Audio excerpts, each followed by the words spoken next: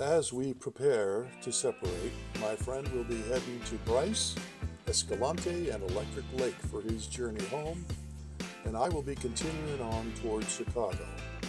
And yes, I forgot to take the parting photos of the Western Hills Motel, as well as visiting some of the key points in Flagstaff.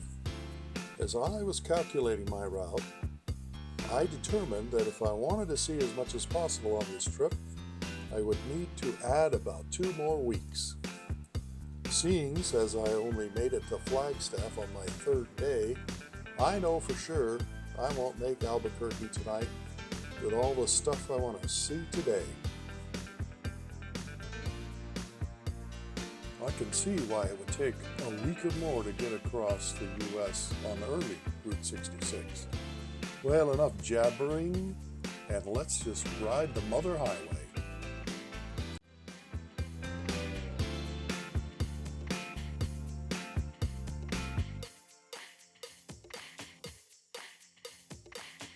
Well, just before riding through Winona, Arizona, west of town is an item called Walnut Canyon Bridge. According to the National Register of Historic Places, this bridge was completed in 1924. It is also known as the Walnut Creek Bridge. It was built to support the pre-1947 alignment of Route 66, currently closed to automobiles, but I understand you can walk or bike over it as it's still in pretty good shape. Since I was on a bike, I figured, hey, what could go wrong?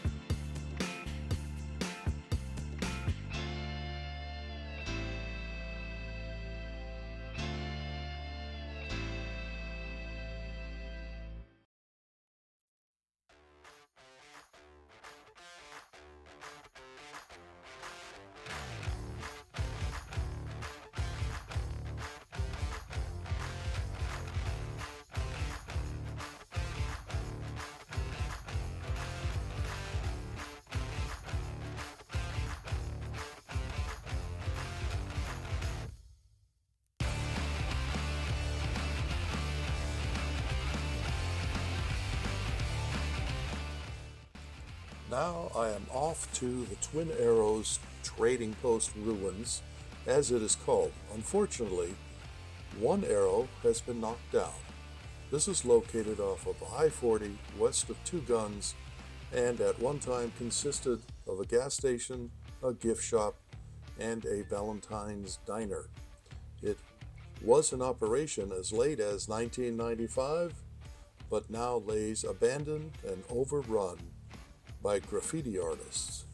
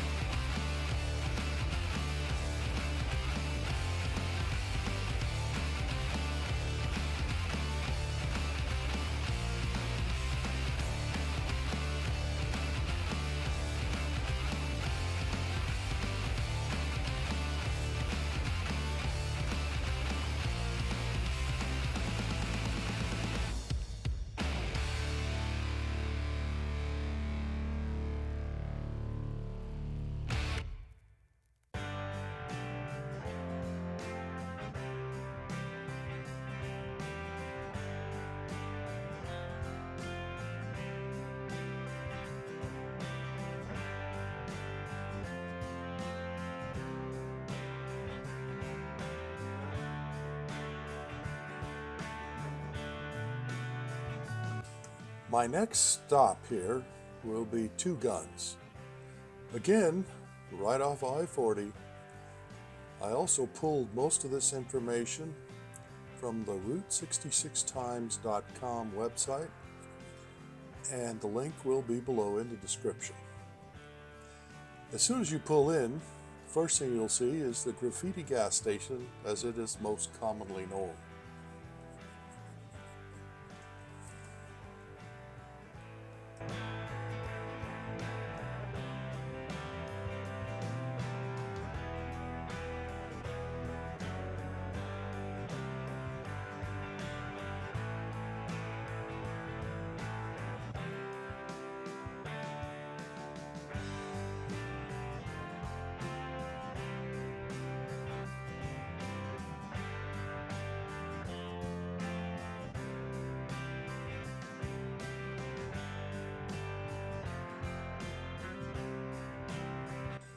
Unfortunately, I was working on a short timeline here, so 1, I did not pick the right road to see all of the ruins, and number 2, my feet were killing me as I had gotten a large blister on the bottom of both my feet due to a very long and unprepared walk at the Grand Canyon 2 days back. Anyway, the story goes about Two Guns as Harry E. Indian Miller announced plans for a zoo in the mid-1924. By the summer of 25, he was routinely running newspaper ads offering to buy baby mountain lions, foxes, bobcats, and antelopes for his zoo. He kept the animals in stone-walled cages right behind that building on the very edge of the canyon. Miller leased this land for his business from the Cundiff family, who happened to own 320 acres that made up the Canyon Lodge and Two Guns. Miller was responsible for the name Two Guns being applied to this town, and that name came from one of his favorite movie stars. In 1926, Mr. Cundiff and Miller had some sort of dispute, and Miller shot Cundiff dead, a rather primitive version of tenant-landlord dispute resolution. The court apparently said it was in self-defense.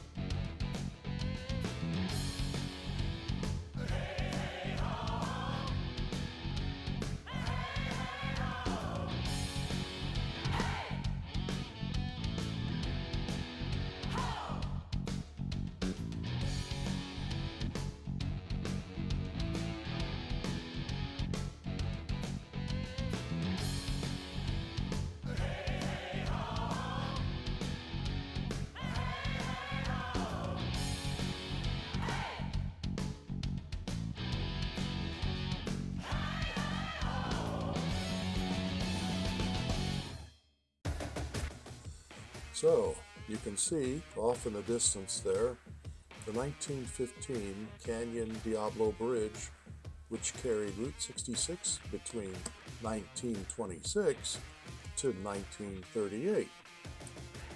For a more detailed rundown of this mysterious place, look up the website I listed in the description notes, Route66times.com.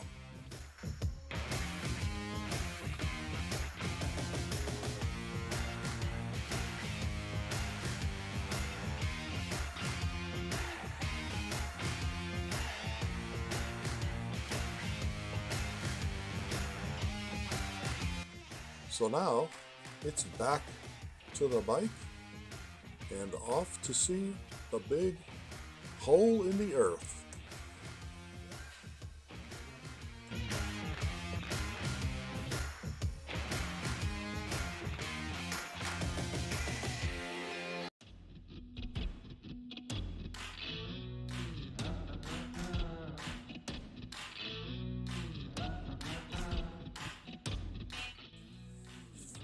This is Meteor Crater, a very big hole in the ground. It was caused by a meteor, according to the information inside the visitor center, around 70,000 years ago. It is about 50 stories deep, or 570 feet, and 4,000 feet across. It's about a 2.5-mile walk around the rim.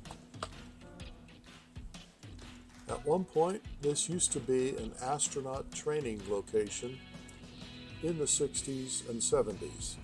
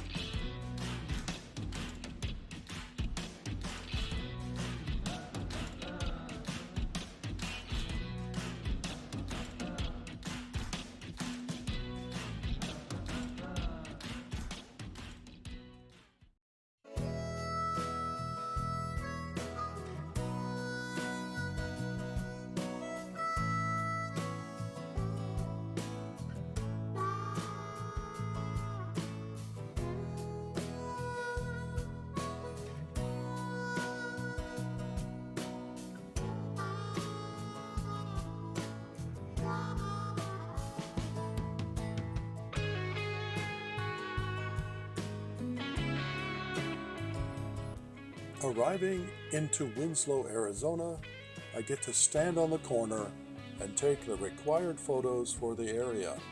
Of course, I had eagles playing in my helmet, so I now have that tune stuck in my head for the next 4 hours.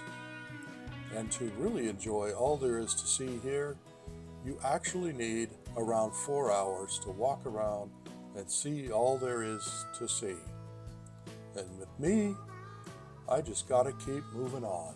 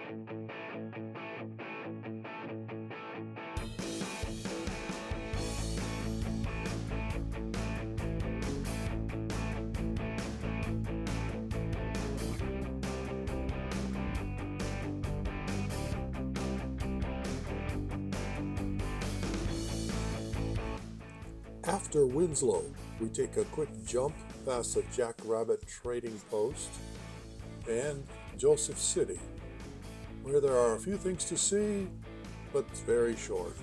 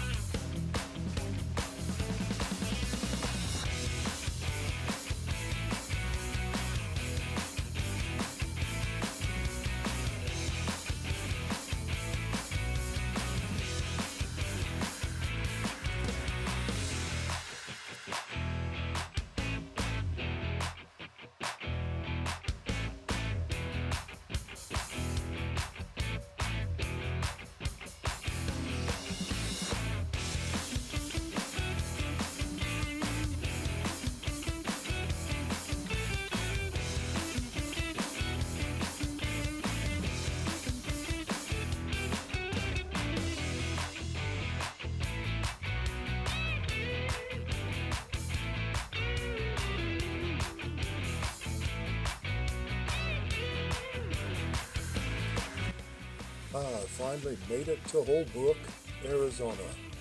I will be staying the night at Brad's Desert Inn. If you can't get a reservation at the Wigwam, this is a very nice little motel, clean, with the owner very accommodating and friendly. I just drove right up and got a room no problem. If you need a teepee, it is strongly recommended to make reservations far ahead of your trip. Although there is plenty of places to stay here in Holbrook, where you can still keep your Route 66 theme in line.